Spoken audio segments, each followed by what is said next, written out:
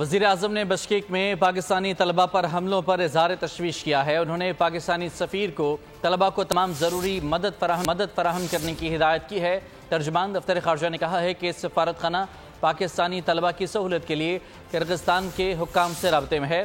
سربراہ Bishkek city داخلہ امور کا کہنا تھا کہ لڑائی میں کسی پاکستان کی موت نہیں ہوئی۔